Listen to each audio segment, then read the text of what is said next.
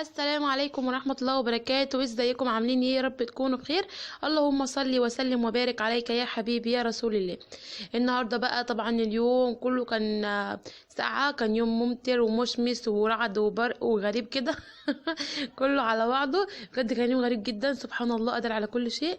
اليوم النهارده كان غريب جدا، كان شمس وكان حلو جدا لحد الساعة 1 الظهر، وضلمت مرة واحدة سبحان الله، وبدأت تمطر ورعد وبرق ومطر، يعني حاجة كده سبحان الله غريبة جدا. يعني انا يعني ما افتكرش ان كان في يوم زي كده حصل يعني قبل كده. سبحان الله قادر على كل شيء. بس كده بدأت أول يوم. أول ما صحيت من النوم طبعا وديت ابني الحضانة.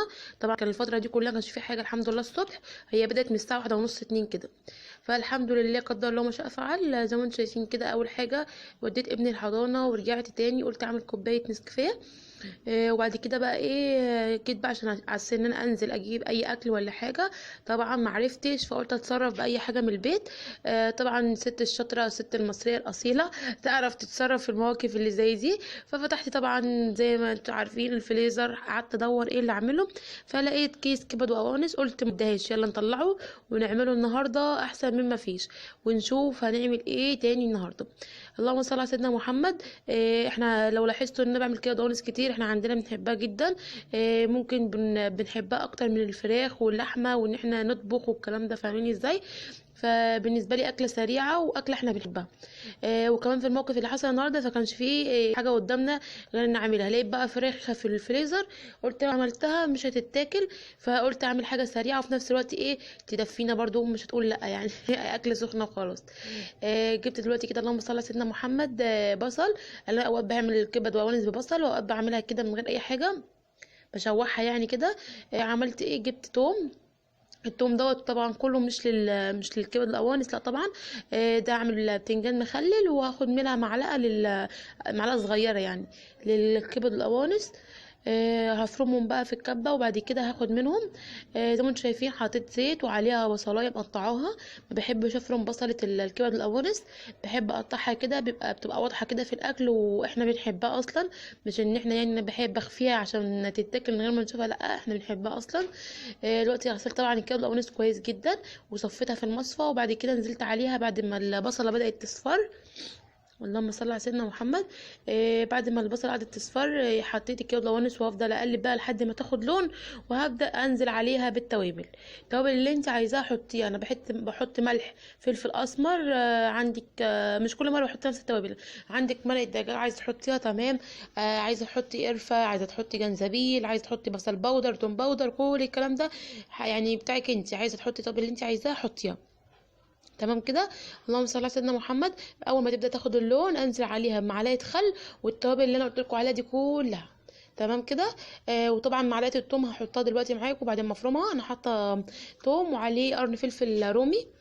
هاخد منها معلقه صغيره، وهسيب الباقي البتنجان اللي لسه هقليه عشان برضو ايه يبقى يدي طعم حلو. بصوا حطيت معلقه صغيره. عايزه اقول لكم فرقت بجد. اوقات انا كنت بنسى خالص موضوع معلقه الثوم دي، لكن بجد بتفرق وبتدي ريحه حلوه قوي للكبده وريحه طبعا. زي ما انتم شايفين ببدا اقلب لحد ما تاخد اللون اللي هو ايه، الصدمه، لون الصدمه كله يعني يبقى لون واحد. وبعد كده هضيف لها يعني فنجان ميه كده، وهسيبها مع نفسها تغلي. هتنزل ميتها منها فيها كده وتستوي. تمام. بصي اصلا بدات تنزل ميتها، هتشرب ميتها تاني، وهبدا ان انا ايه هنزل لها فنجان الميه. دلوقتي بحط التوابل اهو. بدات احط التوابل. اللهم صل على سيدنا محمد. حطيت كده الملح. هبدا طبعا بالفلفل الاسمر، الكمون. انا نسيت الكمون يا جماعه. الكمون حلو قوي قوي لاي نوع كبده بتعمليه. الكبده بتحب الكمون جدا، والكزبره. كمون والكزبره تقريبا انا هحط برده كزبره دلوقتي، لا اما لا مش فاكره. بس كده هقلب بقى وايه زي ما قلت لكم. هفتكر دلوقتي الخل ومرقه الدجاج. هبدا انزل بيهم كده. طبعا ما بحطش ملح كتير يا جماعه، عشان ايه يعملوا حساب مرقه الدجاج لو هتحطوها يعني. انا بحب احط مرقه الدجاج في كل اكل، في كل اكل بحب بصراحه احطها. حتى في الرز، يعني الرز اللي هو الصياديه بحب برضه احط فيه مرقه الدجاج، بيديه طعم تحفه. لكن الرز بشعريه بصراحه لا، ما جربتش ان انا احط فيه مرقه الدجاج، هو ملح ابيض وبس. ده زي ما انتم شايفين بعد ما قلبت وخلاص بدات تاخد لون اهي. وميتها بدات تشربها تاني، زي ما انتم شايفين من الجوانب كده بدات تشرب الميه بتاعتها تاني.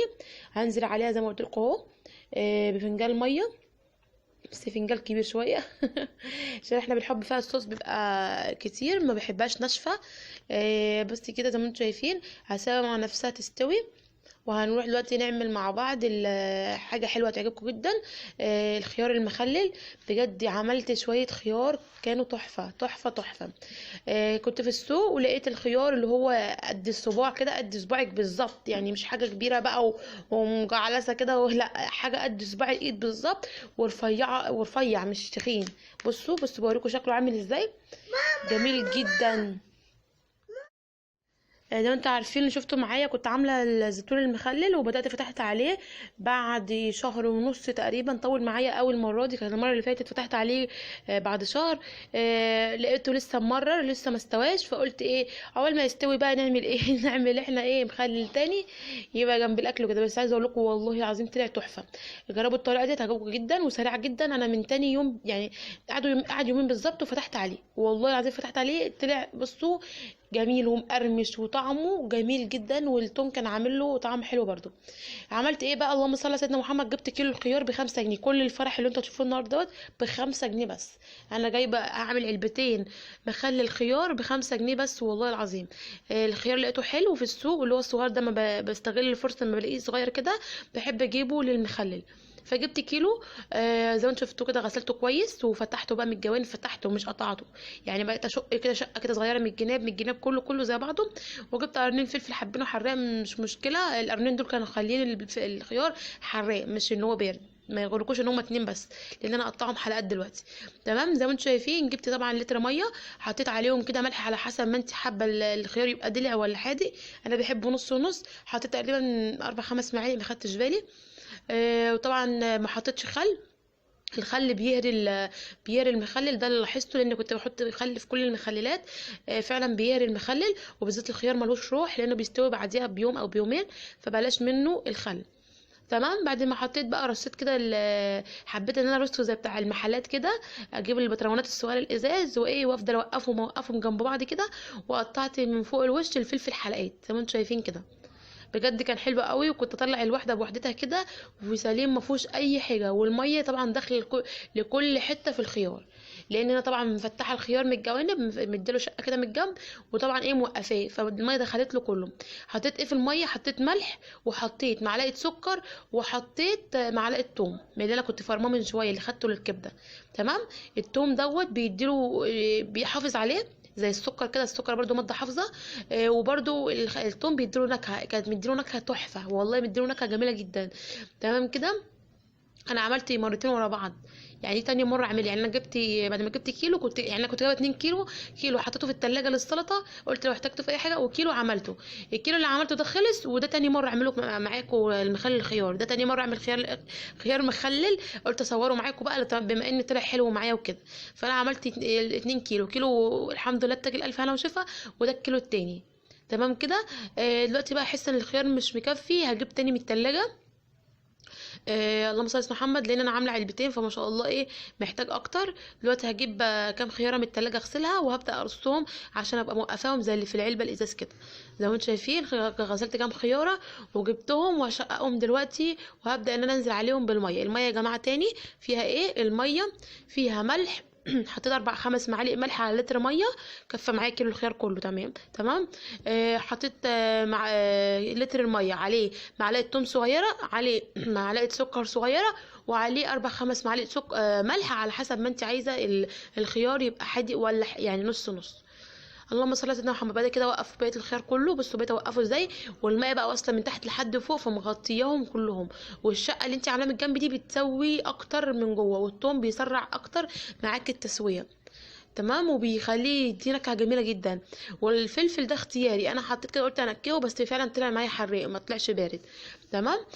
بس كده هنزل برضه عليهم بالحلقات الفلفل، وبعد كده هنزل عليهم بالميه اغطيهم. اغطيه بالميه وكده، وبعد كده خلاص بفتح عليه بعدها بيومين بالظبط، يومين يعني اسرع مخلل في الدنيا هو مخلل الخيار، وبعدين مخلل اللفت برضو بيبقى سريع. وان شاء الله ان شاء الله اما اجيب مخلل اللفت برضو هخلله معاكم واوريكم طريقته عامله ازاي. زي ما انتم شايفين كده هغطيه كله عشان يستوي معايا من فوق لتحت، ما يبقاش فيه حته خضراء وحته مستويه، فاهميني ازاي؟ بس غطيته كده كويس. الحاجات اللي على الوش دي ده الثوم المبشور، ها، الثوم اللي انا فرماه، عشان تبقوا عارفين بس ايه اللي محطوط على الميه على الوش ده. بس كده كان جاهز معايا الخيار المخلل. هرجع بقى ابص على الكبد والقوانص عشان انا سايباها كل ده على النار وموطيه عليها. هوريكم دلوقتي شكلها. لقيت حته طالعه كده مش راضيه تقفل العلبه، فاتصرفت، الجيش قال لك اتصرف، رحت قطعتها. هنا عبد الله كان بيساعدني طبعا. فراح قفل معايا العلبه. تمام كده. هنا بقى خلاص المخلل بحطه على الرخامه، احنا في الشتاء فما تقلقيش ان هو يبوظ. حطيته على الرخامه، واول ما بدا يستوي بدات اسحب منه ولا جراله اي حاجه، الحمد لله. تمام كده. زي ما انتم شايفين عجباني قوي شكل العلبه الازاز، اكني بجد جايباها من محل مخللات. عجبني شكلها بجد. بس كده. فكرة يعني بسيطة جدا وهتعجبكم قوي. ومن 5 جنيه عملت علبتين مخلل خيار. يعني حاجة انت لو جبت ب5 جنيه مخلل من عند اي بتاع مخللات، هيديك الكيس قد نص كيلو كده، ولا ليه اي لازمة. تمام. فهيعجبكم جدا ان شاء الله، حاجة انت عاملاها في البيت وضمنها. دلوقتي هنبص على الكبدة بقى، هنلاقيها استوت ولا لسه. اللهم صل على محمد. هطفي عليها تقريبا لان خلاص بدأت تستوي. بصوا بدأت تنزل ميه عن الميه اللي انا حطاها كمان، لان بدأت تدخل في السوا. انا بحب يبقى فيها صوص كتير كده، عشان احنا بنحب نغمسها، يعني مش بنحب نعمل جنبها رز ولا مكرونه ولا كده. مع البتنجان المخلل بقى هجيب لكم شكله في الاخر، لاني ما صورتوش معاكم.